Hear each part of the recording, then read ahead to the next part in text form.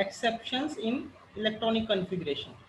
तो बेटा एक दो एक्सेप्शन आते हैं जब इलेक्ट्रॉनिक कॉन्फ़िगरेशन हम लिखते हैं, यानी अफबाव के हिसाब से कुछ आना चाहिए पर वहाँ पे कुछ चेंज हो जाता है, और यही इलेक्ट्रॉनिक कॉन्फ़िगरेशंस एग्ज़ाम में सबसे ज़्यादा बार पूछे जाते हैं। तो चलिए इसे थोड़ा सा देख लेते हैं। इसमें जो एक्सेप्शन है उसमें एक तो क्रोमियम आपका एक्सेप्शन है और दूसरा आपका कॉपर एक्सेप्शन है। तो पहले तो हम इनका इलेक्ट्रॉनिक कॉन्फ़िगरेशन डिस्कस करेंगे और फिर हम इन्हें एक्सेप्शन क्यों बन जाते हैं, मतलब जो ये नॉर्मल ट्रेंड को फॉलो करना चाहिए उसे फॉलो क्यों नहीं करते हैं, उस पर बात करेंगे। तो जैसे क्रोमियम है आपका 24, लिखिए 1s2 2s2, इस तरीके से ही 1s2 2s2, इसी को फॉलो कीजिए।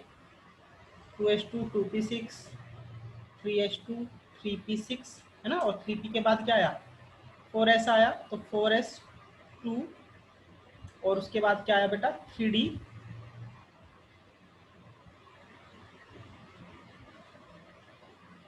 कितना आना चाहिए 4 आना चाहिए। तो ये हमारा इन जनरल होना चाहिए, ठीक है ना। अब देखा ये गया है ये होना चाहिए, इस शुड भी,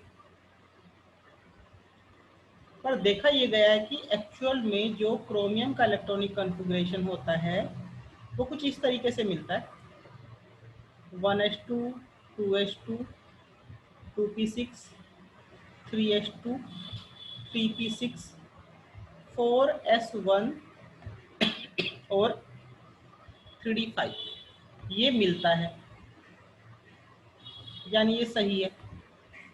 तो क्वेश्चन हम बोल देते हैं कि भैया ये एक्सेप्शन है, पर फिर भी ये सोचना चाहिए कि ऐसा हो क्यों रहा है। तो हम इसका जो हमें लगता है कि जो होना चाहिए हम उसे उठा लेते हैं सीधा सीधा। तो हम यहाँ पर ले लेते हैं क्रोमियम 24 का जो जर्नल आउटर है 3d4 और 4s2। अब हम इसका बॉक्स बना लेते हैं, इसमें ऑर्बिटल्स बना लेते हैं। डी है तो 5 है, 1 2 3 4 5, तो 4 इलेक्ट्रॉन्स वहाँ पर फिल कीजिए 1 2 3 4, और जो 4s2 है वो 2 इलेक्ट्रॉन्स हैं, इस तरीके से है। अब अगर हम यहाँ पर ध्यान से देखें तो चार जो ऑर्बिटल्स हैं, शुरुआती जो 4 ऑर्बिटल्स हैं उनकी एनर्जी ज़्यादा है, मोर एनर्जी, और जो लास्ट वाला ऑर्बिटल है उसके अंदर इलेक्ट्रॉन्स नहीं है तो उसकी एनर्जी क्या है, लेस एनर्जी। तो कुल मिला के अगर हम देखें 4 ऑर्बिटल की एनर्जी ज़्यादा है, एक ऑर्बिटल की कम है, तो ये पूरे के पूरी सब शेल को डिस्टेबलाइज करेगा, ठीक है, डी सब शेल को डिस्टेबलाइज करेगा कि भाई कुछ पॉइंट्स पे एनर्जी ज़्यादा है कुछ पॉइंट्स पे कम है। आइडियल कंडीशन होती है कि सबकी एनर्जी बराबर हो। तो होता क्या है कि हम ओवरऑल बोल देते हैं कि ये अनस्टेबल है। ओवरऑल क्या है, ये अनस्टेबल है क्योंकि 4 ऑर्बिटल्स की एनर्जी ज़्यादा है और एक ऑर्बिटल की एनर्जी कम है। एनर्जी बढ़ने का रीज़न है यहाँ पर इलेक्ट्रॉन्स की प्रेजेंस। तो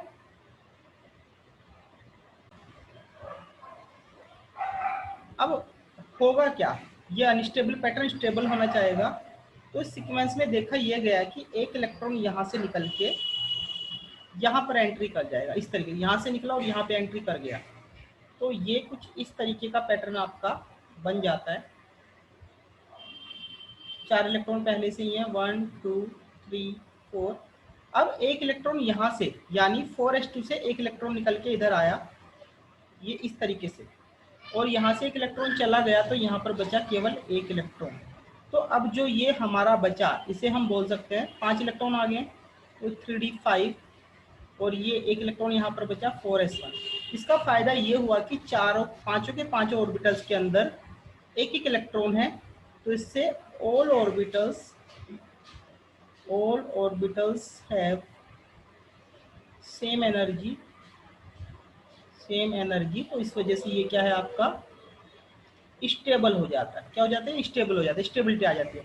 तो यही कारण है कि 4s का एक इलेक्ट्रॉन निकल के 4s2 का एक इलेक्ट्रॉन निकल के 3d में चला जाता है, जिससे 3d में एक इलेक्ट्रॉन बढ़ जाता है 3d5, और 4s1 में एक इलेक्ट्रॉन की कमी हो जाती है। पर यहाँ पर कोई फर्क नहीं पड़ता 2 इलेक्ट्रॉन रहे या एक इलेक्ट्रॉन रहे, हल्का फुल्का ये एनर्जी में डिफरेंस आता है, कोई विशेष डिफरेंस नहीं आता 4s की एनर्जी में, क्योंकि यहाँ पर ये फुल फील्ड है, ये भी स्टेबल है, और यहाँ पर ये हाफ फील्ड है तब भी स्टेबल है, दोनों स्थिति में स्टेबल है।